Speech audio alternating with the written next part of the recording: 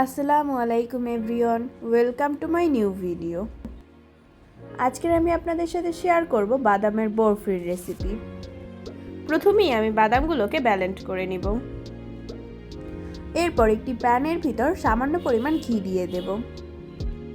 তারপর এর ভিতরে দিয়ে দেব বাদামের পেস্ট। এরপর আমি দিয়ে দেব চিনি এবং এলাচ গুঁড়া। এগুলো শক্ত হয়ে আসলে এর ভিতরে দিয়ে দেব গুঁড়া দুধ। সবশেষে এর ভিতরে দিয়ে দেব সামান্য পরিমাণ ঘি।